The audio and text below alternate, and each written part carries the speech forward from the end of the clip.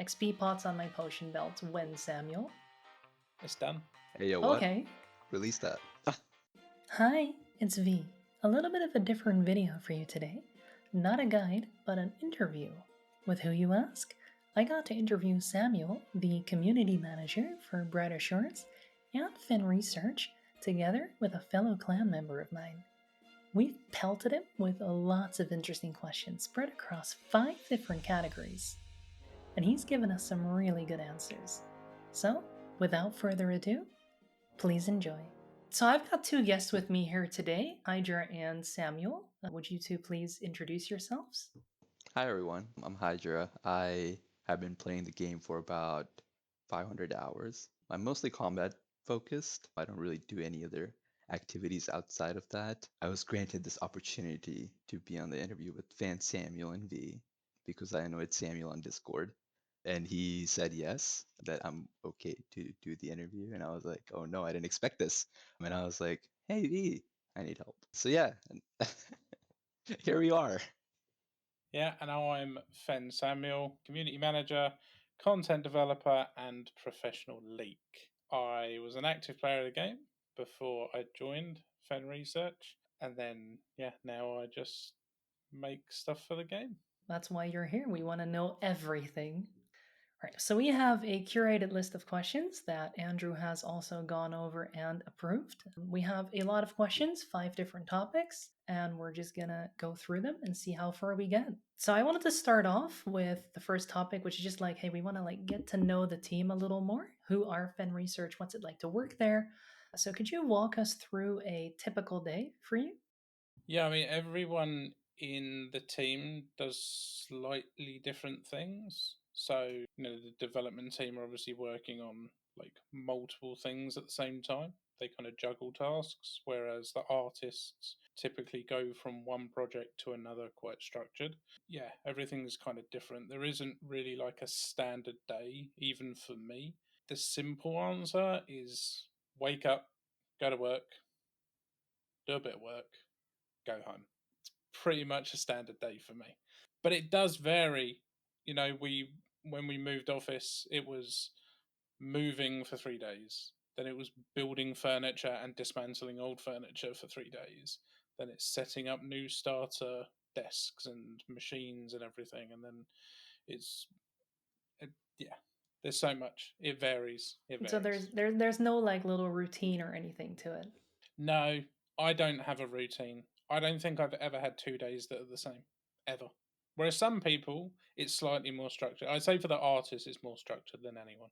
Does the team have like any inside jokes or memes that you guys have of the game? Yeah, I mean, the one that's just constant is maybe. It I haunts us in mean, our dreams. Maybe. yeah, it doesn't matter what happens. It could even be that I'm sat over the other side of the room in my little community management corner, I like to call it, and Andrew and James are on the other side of the room, and they're having a conversation, and James might say something. Oh, do you think this would be the right way to do it, Andrew? And Andrew goes, maybe. And it happens on a daily basis. And I've now banned the new starters from even saying the word maybe. But You've yeah. put them on a tight leash. So would you say you're getting bullied then? No, because I do it to myself as well. They'll ask me a question and I'll answer maybe. And then I'll go, why have I said that? Because then it starts everyone saying it.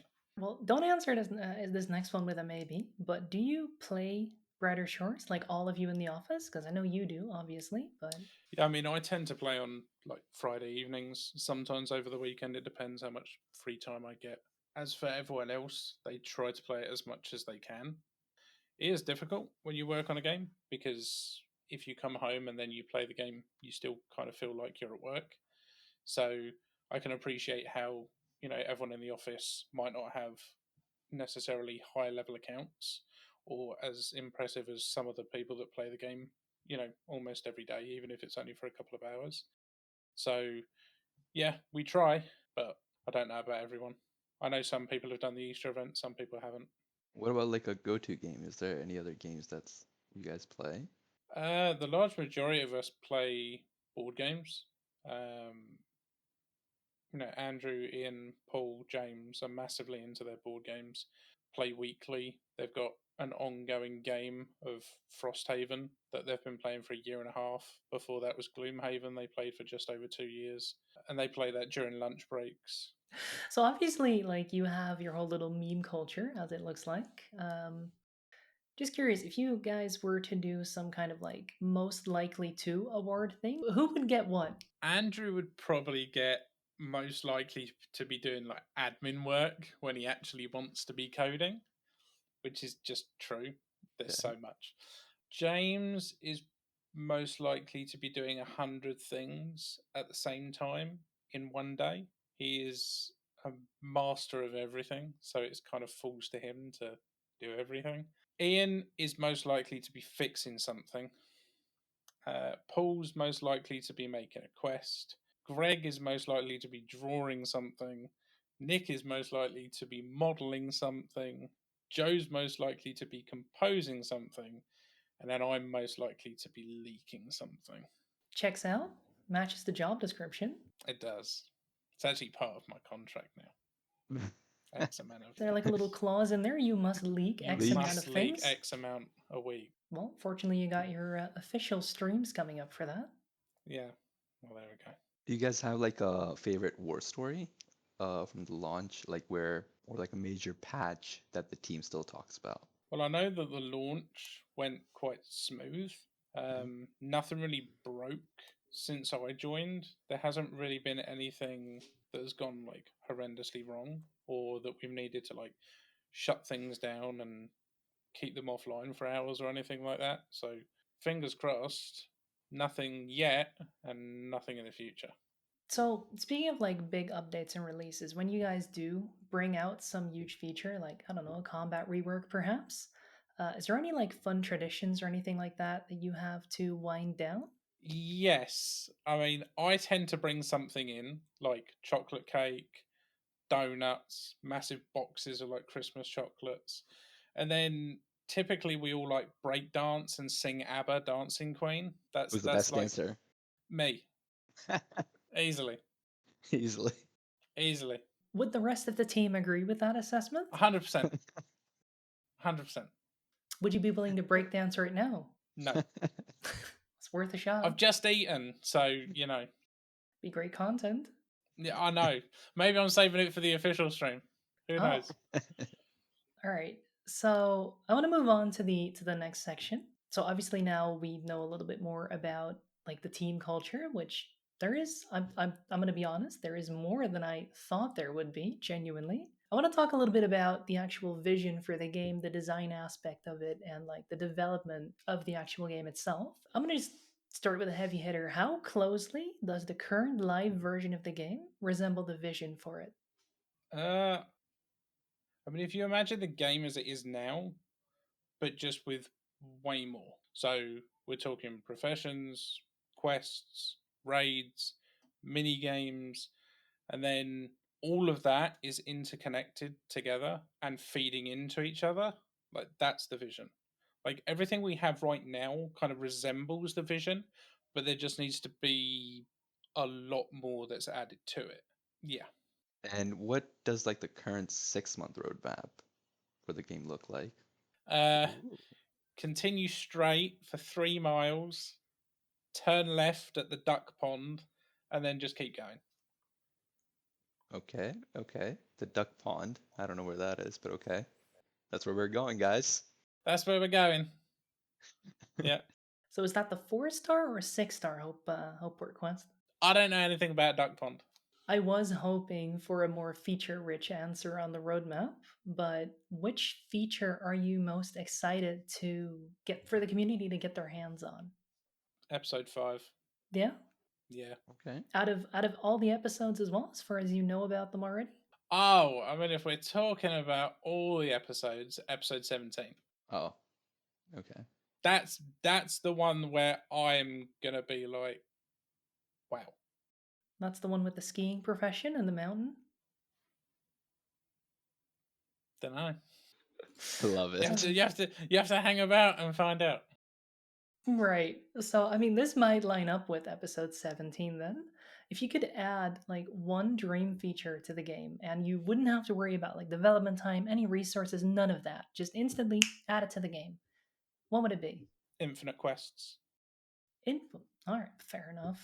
If you think about one feature, if we had infinite quests that took zero development time at all, that would allow us to do everything but quests. And quests are a huge part of an MMO, especially storytelling. I mean, we're talking about going over like a huge amount of episodes over the next few years. If you add that we have at least the main story and then 2 side quests on each episode launch, we're at least talking what, 60 quests there, roughly. It'll be a sizable amount for sure when we have all the episodes, yeah. Yeah. And like, what does it look like, right? Like when you're developing this content, I guess, what does the process look like for it? I mean, for that, you could just look at the beautiful infographics that are in the weekly leak. So are those fully chronological? I'd say that some things kind of go forward and backwards a little bit. When it comes to developing a quest, for example, we'll create the foundation of the quest, the story of the quest, we'll program the kind of structure of it all. And then if we were adding a boss fight, for example, we'd kind of put everything in place for the boss fight. And then all of the art would start to get created. And then once the art's created, we bring the art in, and then the boss fight would then start to take shape. Programming a boss fight without art is essentially a waste of time because you're using things that don't add up, especially if those bosses have specific attacks or specific weapons that do certain things. So that's why we kind of split those infographics up into kind of like pre-graphics coding, post-graphics coding, etc., to kind of give people an idea. But then sometimes the artist will go through and then we might want to tweak something. So then we kind of pull it back and have to do another asset again. Or it could be that, we have an idea for how, a certain chunk is going to look, but then that changes. So then we have to go back and do more mapping. The process is, it kind of ebbs and flows between there, but the story never really changes. Once the story's set, it's kind of there. It's only if we get slight dialogue tweaks or So there's no like major challenges in developing a new piece of content like once you get that foundation going? yeah. I haven't come across anything so far that's kind of like completely stopped things, other than the Online Safety Act. Well, yeah, we found out that stopped a lot of things. 1,000 pages is that's And it's wild. still ongoing. How many Oh pages does God. it have now? No, it's just continued work on the Online Oh, Safety right. Act and Okay. like making sure that we do everything that we're required to in terms of features and safety and all of these different things that we just have to keep tweaking and changing and adapting. So I don't think the Online Safety Act stuff will ever end. I hope that it will slow, but I don't think it'll ever end. I imagine it would slow down at some point. Like you I wouldn't hope be so. forever keeping I going to hope one. so because it's taken quite a lot of time away from Andrew, and now it's obviously made its way to James as well. James did help a lot initially, like those two were working on it a lot, but James is now doing a lot of stuff behind the scenes to make sure that the Online Safety Act is followed across a lot of different areas, and some that even the players don't see. There's a lot of things that go into it. I feel like there's a lot we don't see that also immediately goes unappreciated because of that. I mean, what can you do? You have to do the OSA, otherwise it's off to prison for your crimes. So Yeah, and I don't particularly feel like going to prison. So, really, yeah, just not for me. I know Andrew feels the same. Don't know about everyone else, but me and Andrew were on the same wavelength. No prison, please. But if we were going to prison, I'd go with him. look at that. We've got a ride or die is all Yeah, going. I'm a ride or die. Yeah, If you do end up going, which I sincerely hope you don't, then I do hope you end up in the same cell at least. hopefully. Continue like producing Brighter Shores. That's what I mean, right? Yeah, exactly. Yeah. I was gonna segue this one differently, like not off of prison, but how does a team like stay motivated despite all the current challenges the team is facing? I mean, the game is only in early access. We haven't even marketed it yet. No, So, that's definitely true. so we know that the game needs more content and more rewards. That's one of the reasons why I moved over to content development, because, I'm a ride or die for the game as well as a player.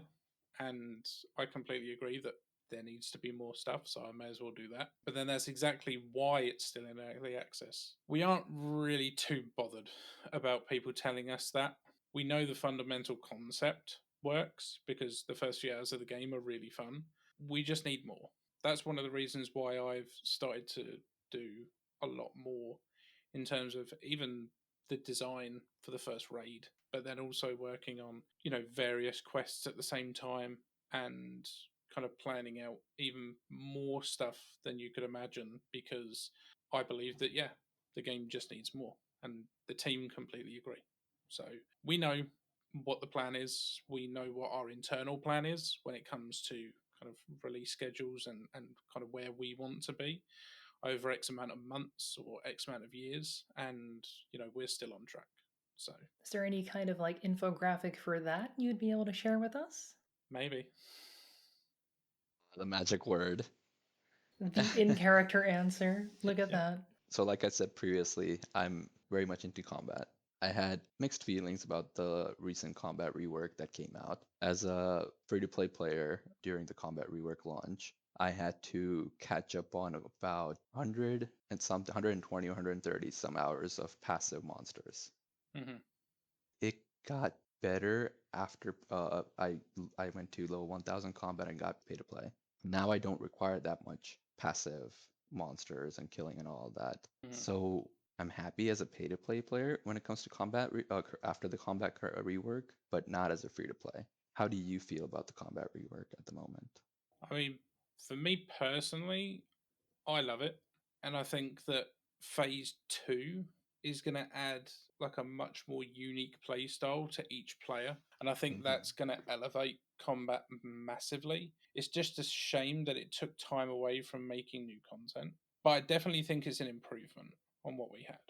Like, as I say, even as a player of the game, I remember getting, an epic weapon drop from a goblin while I was leveling up in Hopeport, and my goal was to rush through and get to Chronopolis as quickly as possible, and then go and explore the game a bit more. And I remember stepping into Hope Forest and the weapon being useless, and immediately going, "Nope, I'm not doing that." So the fact that that has been completely nullified, even just gear in general, is the biggest improvement that we've made. And yeah, it didn't hit right with everybody, and there were a couple of hurdles that we've still had to overcome in terms of like personal striping.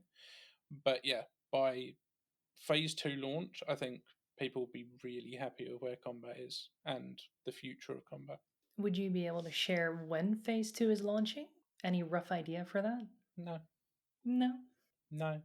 PvP? PVM? I'm not working. See, I'm not working on PvP. Okay. You're working on PVM. That's what I'm hearing. Well, raids, right? Yeah, end game raids. Yeah, raids. Oh, it's going to be a Fisher raid, guys. Those 1500 levels that I was asking for so we can get 2000 Fisher. Oh, you're finally adding them. Thank you so much. No worries. Never doing that. Perfect. That is not perfect. That is awful. Thank you, Samuel. So obviously, merging the combat professions was enjoyed by more people than I would say people who hated it or disliked it. Are there any current plans to merge any other professions that currently exist? No. So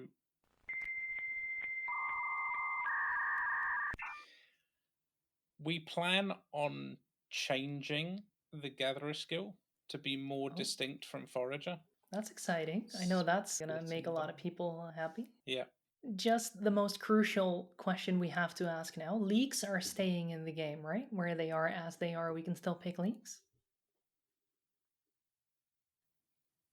Don't know. Oh, that's it, guys. Game's over. We're losing leaks. I'll never remove the leaks from the game. Right. But they will be moved. No, I didn't say that. But I did not say that. You were hinting at it. I can smell it. I can smell my leaks leaving.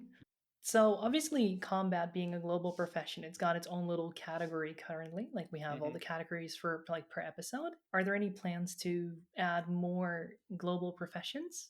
Not currently. I don't think our plan is to kind of make, as you say, like a profession that spans across the game. whether combat should have been a standalone profession or whether it should have just been part of kind of your character profile. I think that kind of adds into why you're asking that question, right? Is there going to be more global professions because combat is already a global profession? And I'd say no, because we want to make distinctive professions across every episode. So, yeah. Fair enough. And let's say with the vision being like 21, 22 episodes, correct? Do you plan on adding or having professions for every episode and leveling up combat for episode as well? And we've got quite a lot of the ideas down for those professions and what those professions are going to be for each episode already. Yeah, I'm quite happy about that. Quick question still about professions per episode. How many are you planning to add, like for each episode? Probably 3 or 4. So just like the current episodes, I don't think we'll go above or below. I think 3 or 4 is probably the sweet spot where it will be, 3 really detailed ones or 4 very detailed ones. All right. So I want to move on to a few more questions which are more focused on specific game mechanics. And a pretty big one that has been mentioned like here and there, and especially within the Blades, because, obviously a pretty large clan. Are you planning to add clans/guilds to the game? And if so, how soon? Um, yes, we do plan on adding clans and guilds. In terms of a time frame, there isn't one. We know that people want that kind of stuff. We know people want, profession chat channels and stuff like that as well. And it's all stuff on our to do lists. It's just when do we get round to focusing on that specific bit of content? It's going to vary. Probably like during early access or after early access. I don't know. Again, I think this kind of feature is one that is going to take quite a lot of time, technically, and there's a lot of technical requirement that goes into even episode 5, with episode 5 being a focus right now. I think it's probably going to be prior to that, and I don't know when our plan is to leave early access, but yeah, I wouldn't like to put a time frame on it or a date on it. She's like, Yeah. August 3rd, that's when we're getting clans. Enjoy. 31st of February. You almost had me there. My brain was like, oh, all right. Never mind. Speaking of ETAs, potion belts. XP pots on my potion belts. When, Samuel? It's done. Hey, yo, what? Okay. Release that. I Well, mean, no, just release it. 4-star Hope Port quest? Maybe? Ooh. People have been saying this for ages. I'm not going to say yes or no to anything because then it will just come back to bite me. But in terms of the actual potion belt, that was what I was working on with Andrew, and it wasn't done because of all of the new recruitment, the setup of their machines, etc. And then they started. So the delays were we wanted to make sure that Andrew was free enough where I could sit right with him and do it. And just that feature alone was enough technical for me for 1 week. So he just step by step walked you through it? Yeah. You are so blessed. People were saying this on Reddit and in my comments section on YouTube as well. That Yeah. you are in such a blessed position to be Oh, yeah. taught how to program by Andrew Gower himself. Yeah. I literally sat next to him for like 2 days and just absorbed just the genius. In the Yep. presence of a legend. There we go. I know he's very blessed to be in the presence of a legend. I mean, is he legend enough to allow us to switch classes? Ooh. I mean, I think he knows that players would like the option to change. We're just trying to decide if it's allowing it maybe once a year or something else. We need to find a way that it is fair, but also if it is just a good idea in general. I think once things have calmed down slightly in terms of, the amount of admin stuff that we've been doing, I think we can probably have a lot more discussions on like these kind of game design choices that could have a big impact story wise or just a big impact in general in terms of what we do and don't allow to happen, basically. I'd love for it to happen. Well, I think the majority of the community would. I mean, in order to access anything beyond Hope Forest, all of us kind of had to pick something Like I picked it on day of release, and it was kind of like, all right, which color do I like best? Do Yeah. I want metal armor, or do I want to look like a sack of bones? Yeah. Like, I was doing the quest, and this guy's like, "Oh yeah, you get a hammer if you do hammer mage," and I was like, "Sold. I don't want bones or anything else. I'm getting a hammer." Stone Age, hard stuck Stone Age. Oh, it's okay. People will be switching as soon as they hopefully release it. We'll see an increase in Cryo Knights. I know it. Hammer mages all the way. Sorry, B. Yeah. Most of us in the office are hammer mages, by the way. So Let's go. I shall not elaborate, but this explains everything. Hydra, next question's combat related. Would you like to take? Yes, yes, yes, yes. So, dungeons. Would they encompass a whole entire episode, or would it be like a piece of content in an episode? I mean, if you mean like a raid style dungeon, then it would be a piece of content in an episode. But if you mean a dungeon as in like a dark underground place that you can visit, it could encompass an entire episode. Oh yeah, I'm not asking about the mines. I'm saying actual. The mines. The Mines is a crafting dungeon. mines are where I draw the line in terms of content development, which is the reason why I've done a Hope Port, a Hope Forest, and now working on a Chronopolis quest, and why I asked Paul very nicely if he could do the mines. Add some Did more you have lights in there, to? please. Yeah. Did you have to bribe him for that? No, he was happy to take the mines. He was happy to take the mines. No, some people in the community are as well. I don't understand it, but No, I never will. So with like raids, but also like regular combat. Mhm. Currently, if you die, you just get a free teleport to Hopeport, and it's actually closer to the rest of Hopeport than the Portal Stone. Are there gonna be any like penalties for dying? Because currently it's kind of free. Not for PvE, but they will for PvP. Well, you know what the follow-up question is going to be. Yeah. Mhm. What are the death penalties for PvP? Yes. That is a secret. Tell me. It's a secret. I'm not. I know. I'm just not going to tell you. But it's a secret. You get teleported to a castle next to a river and a bridge, and you keep your 3 best items. Sounds awfully familiar. I have no idea what you're talking about. Neither do I. Habbo was a great game in its day. I've never played it. Oh. It's unfortunate. So Samuel, actually, for PvP, would it be like in a specific episode area as well, similar to, I don't know, dungeons, or would it be anywhere you can just PvP anyone? Oh yeah, no, it'll be global, so you can PvP anywhere, but it'll be an opt-in, opt-out. So you can choose to have PvP enabled or disabled. So kind of like requesting a duel to someone and you can PvP them in that sense, or would it just go and kill them? I don't know, maybe. Like the old school RuneScape, and you just go and kill anyone, or are we asking them to duel each other? Secret? Okay. Secret? So how often would I be able to switch? Like if I decide one day, you know what, I'm out for blood and I want a PvP, and the next week I'm like, actually, this isn't for me. I don't know, because again, I'm not working on PvP, but I would assume that it will probably be like immediate. Like you can choose to opt in, opt out, but there will probably be places that you have to go to opt in, opt out, or maybe even just to opt out. Maybe you have to go to like a safe place to opt out. But I don't know. I'm not working on PvP. Put the NPC that lets you opt out, put them in a hostile area like multi-combat and all that. Oh I'll put god. them in an area that you can't reach. Yeah, exactly. Just be like, no. Right. So one final game mechanics question. Are there any coins beyond platinum? And if so, can we know what they're called and what they look like? There's not currently, but it might be something that we add in the future. We can scale them pretty much indefinitely because the way that they just kind of move from one to the next one, we just haven't had a need or a requirement. I even think people that currently have huge platinum stacks, or what most people would consider a huge platinum stack, even they are not close to the point where we need to warrant adding another one yet. So what is the maximum? Like how many plat can I get?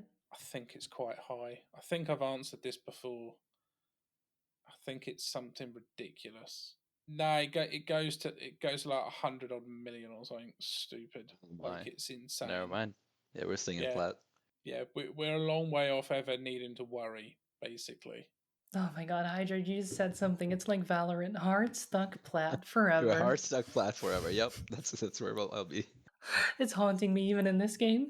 Ugh, all right, so I want to move the questions on to our fourth topic, which is team dynamics and challenges. So obviously, when all of you are working on like getting closer to release for something or like on a big feature or whatnot, you're gonna have something like a crunch time, right? I'm sure of it. How does that? What does that look like for the team? Like, is there a lot of stress or? No, I mean, we all just kind of like come together and just make sure that it gets done as soon as possible. So, you know, we know that people wanted to see the 4-star Hope Port quest, and you know, we kind of decided as a team, like, yeah, we need to make sure that this is like completely done now. So let's tick off every single issue that we have with it. Let's make sure that we, you know, get everything prepared for it to go out. And then the decision was made to merge that branch into the master branch. And that basically means that when the game next gets updated, it's going live. So we've kind of committed to it now. And that's kind of how it works. We all just kind of sit down and yeah, as you say, like focus on making sure that we get everything completely finished for it and everyone kind of signs off their part and their duties that they had for it. You just want to get it completely polished and release ready, and then Yep. And Samuel, do you think like the team's dynamic has shifted since launch, especially with all the challenges? No, we haven't changed. Like we're still exactly the same people that we were prior to launch. I know for me, anyway, I obviously joined as community manager and then adopted the content developer role. So I'd say that my creativity and my thought process, not just from a player perspective, but also from a developer perspective, has grown a lot more. So I'd say that I've just grown as a person professionally. Maybe not as a community manager. I'm still just as silly as I was when I first joined. we love Hey, you for people it. love you. But yeah, in terms of like, have we actually changed? Has the team dynamic changed? Not at all. Like everyone is just as incredible as they were when I first walked in the doors, and the new people that have joined the team have really kind of meshed quite well as well. So That's honestly really good to hear. I like hearing that the team is still the same old Finn. Heads held high. That's yep. good. So, what are your happiest and saddest moments that you've experienced as a team? So not just you individually. I mean, for the team, it's probably going to be launching the game would be the happiest moment. For me individually, because I wasn't there on launch, I'd say it's probably going to be the launch of this quest because it comes from a place of I wrote this quest as part of my application after my interview with Andrew, and the fact that it is now like a couple of days away from making it into a game and like being cemented within that game forever, even after the game isn't a thing anymore in 100 years, 200 years, whatever. Um, it still made it. Is probably the happiest I'll be. The saddest moment is the Online Safety Act. I had a feeling that one was It's coming. ruined everyone's lives. It's awful. Are you sure the government isn't listening? If they're hearing you right now, might come crawling through the vents. I mean, I don't know if any company is happy that the Online Safety Act is a thing, but all I can say is that Fen Research are probably the most compliant out of any of them. There's some companies that just don't do it. Yeah. So Samuel, how is work divided between maintaining the existing features that you already have, fixing the bugs, and creating new content? I'd say it's probably 70% new development and 30% current content fixing. Like a good majority, but again, that's kind of split within the team as well. For me, I've done a couple of fixes. I mean, most notably, the stop and the log out button on passives was a me feature. The professions changing where they are was a me feature. So anytime I do a content fix, V hates it. it's a bit rogue and I end up really annoying people. But then you You get are. someone like Ian who does bug fixes and it's great because he doesn't upset people. But I like switching things. I'm a big fan of switching things around. Hmm. I wanted to for April Fools. I wanted to switch the mini map around so everyone was clicking and going the wrong way. I wasn't Oh allowed my to do that. god. I am so glad you're being kept on a leash occasionally. Occasionally, it's very rare. Imagine in the Dab's kitchen trying to go to Kevin for raw fish and you keep going the other way. It's Yeah, like, you oh my. just run into the shells. Like, be quite fun. It would make for a really interesting foraging route. It'll make for a really interesting YouTube short in which I'll roast you again. That's fine. Hmm. It's fine. I mean, you have your little redemption arc now, right? Because you've released a logout button for passives. You've reordered the professions, which I don't like, but now we're getting your quest, and I will be making a guide and a review on it. So Okay. this is your redemption arc. Yeah. So obviously, we were talking about crunch time like earlier. Mm. What do you do when some critical bug arises at the worst possible time? Like everything's in flames. How do you handle it? I mean, if there is a game breaking issue, then we just stop what we're working on, fix the issue before it has a chance to get worse. The way that we operate, it's very easy for us to pivot quickly. So when things are sent in and it's a bug or it's a potential big kind of catastrophic failure, like we can just go whoop and just switch quite quickly. There's never really a time that we don't have the ability to do that. We're never kind of sat there going, what do we do, what do we do? And having new hires must obviously help with that as well, because bigger team means more switching flexibility. Yes, I mean the new hires are still kind of learning the ropes, and I can see where I was back in December. I was like, wow, I must have been really slow because these guys are way more intelligent than me. And I'm just like, well, it took me a bit of time.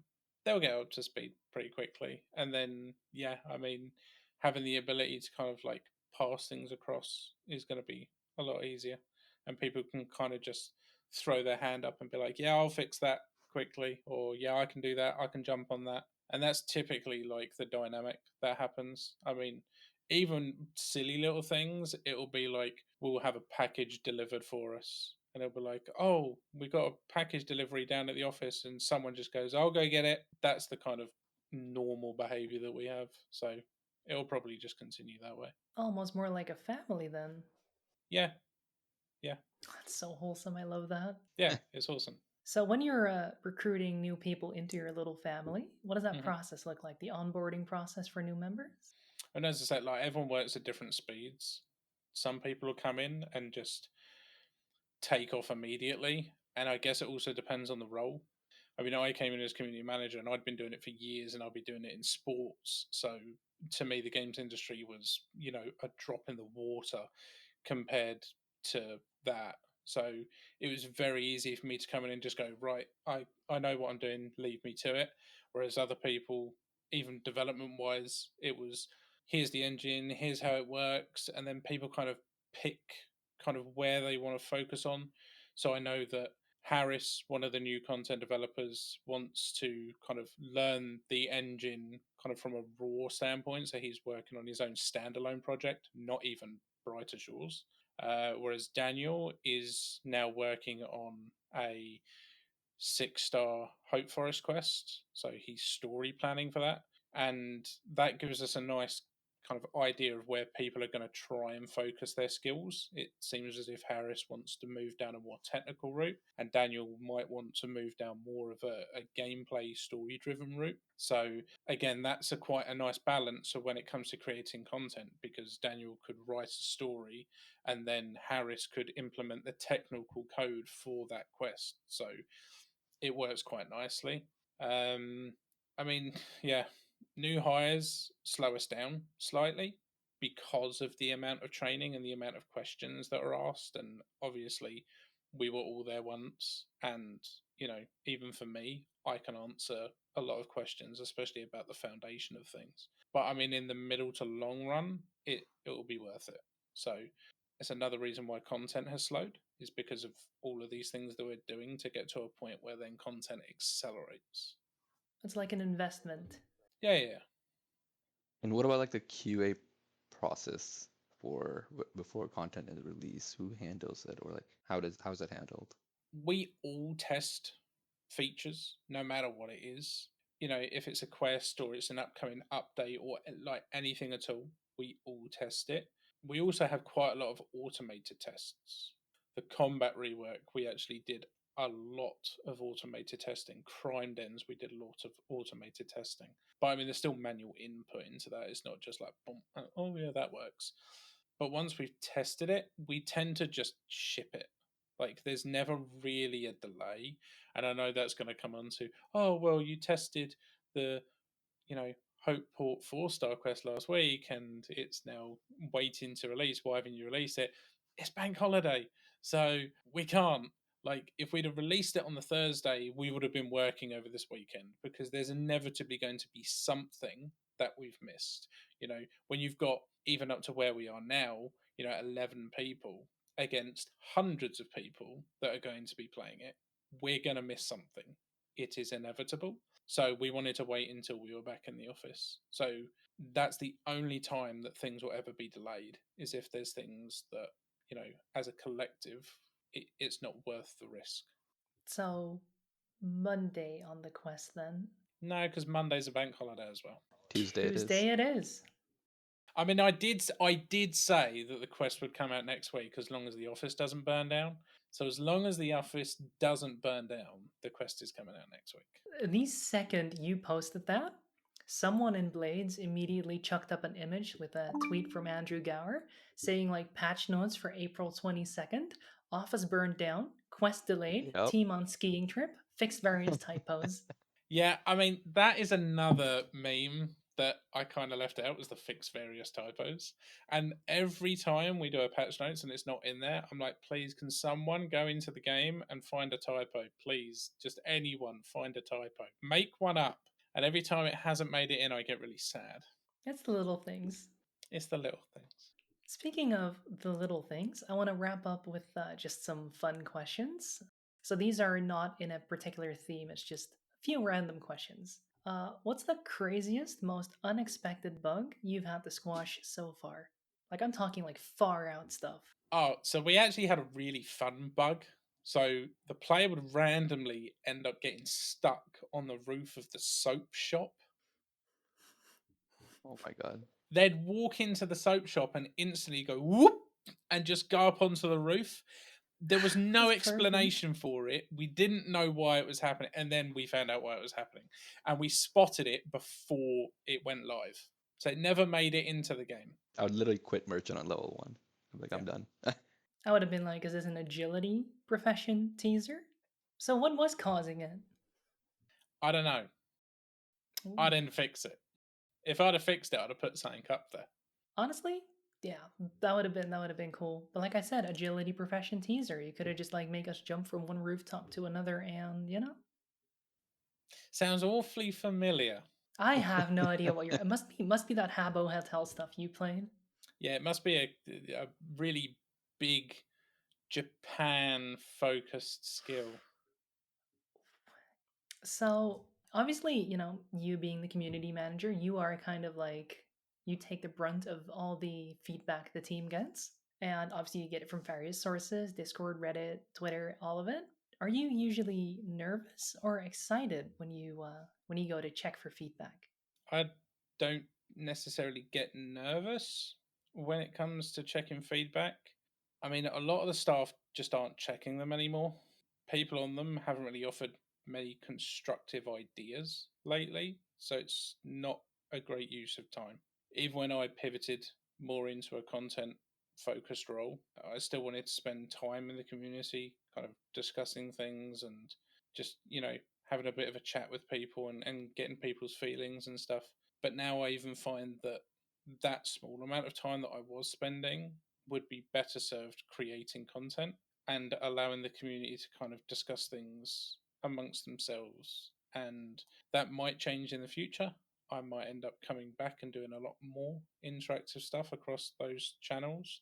But yeah, as for right now, the focus is quite heavily on let's get content out. And we'll kind of come back to those kind of player social sided things and channels and forums and everything at a later date. So if someone were to have constructive criticism right now, right, and say they're like, this is the most necessary, most constructive criticism ever, it's super friendly, it's super good, how can we get it to you? Email Support support at at fenresearch.com. fenresearch.com. Yep, that's the one. All right. Yeah. Nice. We read Lovely. every single email that goes into that inbox. Get ready for a spam. No, I'm kidding. For everyone watching, I will haunt your dreams if you send mean things to Samuel through that. You have my Yeah. word. It won't be nice. So what's been like the most surprising thing that a player has done in the game that you didn't expect? Oh, just the sheer amount of playtime. Like, some people are just mad when it comes to like how much they play the game. And in like set periods of time as well. Like, there are people that are playing like 18 hours a day for 18 hours straight. Like, they don't log out. It's crazy. And most people are like, oh, they're botting. Like, these are people that we're monitoring and we've always monitored and will continue to monitor. They're not botting, they just are loving the game and they're playing it. That is the biggest thing. Goal is just to get the number go up, right? For some people, that's like a huge dopamine hit. Like, every time they see an XP drop, no matter how big or small it is, they're just like, yes. Monkey brain, see number go up. Exactly. Yeah. When there's more Yeah. content, it's gonna change. But Yeah. right now the goal is number go up. Yeah, we have a couple of those people in the Blades as well. They're just constantly in VC, like almost 18 hours a day, and they're just sat there. Sometimes they're completely on their own in the voice chat and they're just clicking away. Yep. So, speaking of surprises, unexpected things, what's the most random, unexpected skill that someone on the team has had that has actually like come in handy? My ability to leak content. And like furniture assembly. Like, I didn't realize how good I was at assembling flat pack furniture and chairs and building setups. Like, I'm really methodical with it apparently, and it's quite calming for me. But now it's kind of the norm to be like, Sammy, you can build that. So, you're getting 500 builder in episode 5? Maybe I will. Samuel's a leak. He's the best dancer in the team, and also the best handyman. And the best at PvP. Everyone knows that. Listen, Okay. when PvP gets made, we're Mhm. going to, and this can be on the record, we are going to do a Fen Research in-house PvP tournament. I guarantee you, I Sign me will up. win. I am going to win. I will beat everyone at Fen Research. I will Live win. stream it. If you don't live Yeah, stream it, we'll no one's going stream to it. believe you. We'll stream it. We'll do an in-house live streamed PvP tournament, and I guarantee I'll win it. No. E for effort, Samuel. I don't think it's happening. I'm rooting for Nick. I'm sorry. Nick, I'm okay. taking Nick out round 1. No, absolutely Oh, not. No, okay. I know. She's got it. 100%. Yeah. You are Round done. 1. Nick versus Samuel, round 1. Confirmed. Samuel, I'm the best at PvP. I'm gonna win in the dirt straight away. Done. Opt out of PvP. Just I'll be fuming, but it won't happen. So I don't can need to see it worry happen. about that. This is gonna make for such a good flashback clip in a video in a couple months when PvP Yeah, if someone gets makes added. one of those weird TikTok edits of me, then I'll feel like life is complete. I'll make a weird TikTok edit of you if you Don't do that. breakdance. Don't do that. I don't want you editing anything to do with me. Well, interview cancelled. Interview cancelled. Oh, that's so Oh, stupid. my. Yeah, I was gonna ask. So, what is everyone on the team's favorite profession? I don't know about everyone because I haven't asked, but I know mine's carpenter, Andrew's is foraging, Ian's merchant. I would be inclined to say that Paul's is alchemist. I think that's his highest profession. Outside of that, no idea. So, no one in the mines. No. Okay. It's on the record. I'm based in my disliking of the mines. This is good. This is. I don't know. Maybe their favorite area is the mine, or maybe they've got a favorite profession in the mine. I don't know. I really hope Nick's favorite area isn't in the mine, because I'm gonna feel bad for rooting for her then for PvP. Well, yeah, we'll see. He's gonna have the best armor at least. Completely different topic. What's one thing that always manages to derail the entire team, or just actually a few people on the team, no matter how well everything is planned? Ideas. The amount of ideas that I come up with that then I'm like, oh, can I borrow you for 5 minutes? And then like 3 hours go by is just insane. I've done it so many times as well. I did it the other day, and Andrew's like, I need to do some admin. I need to do the admin. I need to do the admin. I'm like, okay. And I'll leave it 10 minutes and I'll be like, Andrew, can I just borrow you for a minute? And you just hear him just go, And not again. not again. And then I'll just word vomit at him this idea, and he'll just go, "Yeah, sure." It's the easy answer. Yeah, sure. But yeah, it's also as well. If other people have ideas, I always kind of go, "Whoop," and I listen, and then I chime in, and yeah, Right? You're not stealing their ideas, right? no, I'm not stealing ideas. I just like listening to other people's ideas and then trying to evolve them. Maybe they haven't thought of something and I can come up with it creatively. I like it when other people do that too.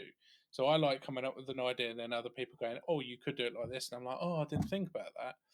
Because I'm quite focused in one thing. So when I when I become obsessed with something, it's quite hard to derail me from that. So if I think of an idea or a concept or something, unless people kind of throw ideas in and kind of throw me off that straight line, that's it's quite hard. Yeah, ideas just derail everything. So with all the ideas in game at the moment, right? Like with everything that you guys have implemented in game with all hmm these ideas, on a scale from like 1 to 10, how satisfied do you think the team is with the current state of the game? I'd say, in terms of quality, a 9 out of 10. Like, we're quite happy with the quality of the game. In terms of the content, like a 5. Like, I don't think we're happy with the amount of content. I don't think anyone's happy with where we are after 6 months. Obviously, with the original plan of having 6 months outlined to have all of this content out, and us being derailed by stuff like the Online Safety Act and recruitment and moving office and all these things that just end up taking precedence over what we actually want to work on. I mean, you can see that pretty much since January, Andrew has done nothing but admin work, and this week he finally returned to programming. Like, that is how much it's kind of pulled us away from content. I'd say that the core content we've got in game now is fine, but we just need more, and we need more variety, and especially when it comes to like cooperative content. I'm a huge advocate for cooperative content, so we just need more. I think, yeah, I definitely agree. I think the community also wants a lot more of that MMO like Yeah, yeah. component in the game. And I can appreciate that massively. And that comes for every kind of social MMO side of things. Global chats, clans, guilds, trading, PvP, raids, dungeons, repeatable bosses, like all of these things that an MMO has are all, reasons why other MMOs on launch haven't been very successful because they haven't had those features too. But yeah, it's just about focusing on getting that content out. And that's exactly what we plan on doing. And that's exactly why we've decided to take the plunge and almost double the team, is to get content out to people quicker. Because you have another two people coming in, right? Yeah, we've got another person starting on Tuesday, and then we have someone else starting in the beginning of May.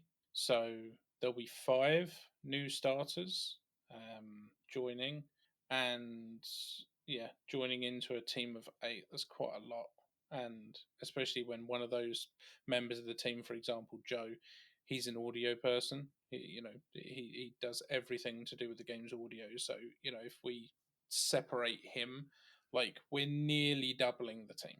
It's insane, but it's warranted, and it's definitely needed. So I'll be honest, at the end of the day, there's only one thing I'm going to be following, and that's Andrew.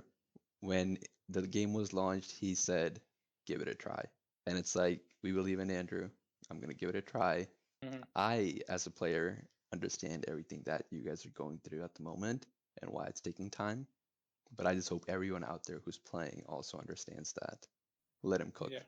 Yeah, it is very much that kind of meme of let him cook, but let the team cook. There's been so many things that are just out of our control, and I'd love to say that we could have ignored them. We just couldn't have. And, we can see that reflecting in the discussions within the community, and, it's not nice to see, but there's ultimately nothing we could do about that. So, is this a Fen Research redemption arc in regards to getting content out and making people happy? Absolutely. We want the community to be happy. We want them to be engaged. We want them to have all of the features that they expect and that we promised on. So, yeah, just bear with us and let us get these new people in. Let's get them trained up to a point where they're confident enough. Even, after a month, my confidence skyrocketed. So, just give us a bit of time to get people settled in, and then you'll start seeing that content just doesn't stop, basically. And the weekly leaks are just going to get bigger, more detailed. There'll be a More lot more. content. There'll be more green You ticks. said it. I was just thinking it right away. I was like, oh well, there goes all of my Fridays forever. Yeah, basically. That's very exciting, though. That's what we need. That's what we want, right? That's what everyone wants out there. And yeah. What's one thing that you wish more players or more people in general would understand about running, maintaining an MMO and everything Fen is going through? It's hard. For a typical game, like people are happy if it has 30 hours of content. If you pick up a story driven game and it's got 30 hours in it, people are like, yeah, this is great. Or if you pick up you know, an online party game and it's got 30 hours, people are like, yeah, it's justified. For an MMO, that's just getting started. Like, I put more than 30 hours of gameplay into the first 2 days of Brighter Shores coming out as a player, and I felt like I hadn't even scratched the surface. And the sheer amount of stuff that an MMO needs is just huge, and that requires a lot of work. I mean, if you saw the sheer amount of stuff that is required just to develop one quest, and the fact that we've got so many of them going on at the same time, and then you add in an entirely new episode as well, and all of the content that goes with that, like, it's massive. It's easy when you can see a fully polished game that has hundreds of hours of content that was made by a team of 1,000. We're talking about a team of 7 people that did it over the course of a good chunk of time. The team's now growing. That content will start to come out faster. It doesn't mean that the content is any less large in size or time required to actually get going. It just means that we'll be able to do it at a much quicker rate. So you'll start to see stuff quicker, but it's like a slow cooker. I've recently got into gammon and slow cooking at a very nice gammon over a low heat for 6 hours, and when it comes out, it still needs to go into the oven, still needs to go in for a bit, and then it comes out and it's chef's kiss. So I kind of look at Brighter Shores, Like a good piece of gammon. yeah, like a good piece of gammon. It's a really bad analogy, but I'm here for it. So much so that I am cooking a slow roasted gammon tomorrow. Tomorrow. Yeah. Are you going to share a picture with all of us? Yeah, maybe. Maybe I will. Of course, it's a maybe. Well, I have a final question for you that I don't think you can answer with a maybe. Don't test me though, please. Okay. So this wasn't in the list. It's very off the cuff. Do you have any form of targeted date range that the team is striving for Stonewall Hill for episode 5? I mean, if it's not out by the end of the year, I think I'm gonna Turn the office down. say I'm going no, because that's arson. We want to get it out as soon as possible. Like, I cannot give you an exact date because I just don't know. Like, And even if I knew, I wouldn't want to give you a date because I think that brings a certain amount of expectation pressure that the team not necessarily doesn't need. We already know what people want, and we know that there is an expectation for us to get this content out, but we want to make sure that the content is right. We want to make sure that the professions are engaging and they're correct and people are happy. And we want to make sure that the content that you get from Stonemore Hill is unique. And we want to make sure that when you see a new episode launch, it is like a whole new chunk of the game that you'll never have experienced before. That even comes into the storytelling with the quests. It comes into the individual professions and how they operate and how they work. Mini games, maybe. Hopefully soon. Other content that you may or may have asked for being included. All of those things that we want to do, we want to do it right. So we don't want to rush it. We want to make sure that it is perfect and that not just we as a team are happy, but we think that the community would be happy too. The development on Stonemore Hill is going to start near enough from this week. It has already slowly started kicking off again, with Greg starting to really build out Stonemore Hill's mapping. Even over the past couple of weeks that he's kind of been dabbling, I've seen the growth just kind of walking past his screen. And I mean, I liked Stonemore Hill just from the concept stuff I saw and the very small bits that I can see while moving around the map editor. Now I'm really liking Stonemore Hill. I'm You're hyping really it up? liking Stonemore Hill. Well, we'll have to wait and see. You heard it, end of year, right? No, but like on the real, I think the majority of the community is super appreciative of everything that Fen does. And I think the majority of us are understanding that, things take time, stuff comes up, plans change. It's just what it is. But I think you guys are definitely heading in the right direction, and I'm excited for what's to come. I'm very excited about what's to come, especially from you know being able to listen to the community and what they'd like to see, but then also starting to get to design those things and work on those things, and then also have the ability, to sit next to Andrew and learn how to make those things come to life from a technical standpoint is going to be cool because you know I know my ability and I know what I can do, and it'll be cool to be able to say I can do this in this amount of time and then try and beat it. And that's always my goal, is to try and be better than I was the last time. My first quest took me 2 weeks to build the foundation for. I just did the foundation for the Chronopolis quest in half a day. That is a significant speed And that's ramp. the same amount Yeah. of work. Wow. It gets astronomically quicker for me once I learn something very well. So if you think that then we've got, you know, 3 new content developers, and if they're all doing that, It's going to speed up. it's going to be a lot of content very quickly. That's very exciting. Yeah, it's cool. I'm excited. Sit tight, just sit tight, right? Right now. Yeah, just hold on. That's what we have been doing, Yeah, Sam. it's a bumpy ride, but just hold on. The wheels have not come off. It's okay. Just get another 500. Just get another five. Just get another one. There's Yeah, like yeah. 18 professions, or well, now there's 15, but. Yeah, just keep going. Love it. Well, Hydra, do you have any other questions you'd like to ask? No questions. All right. Well, Samuel, is there anything that you are like, hey, they didn't ask this? They need to know this? Ooh. Hmm.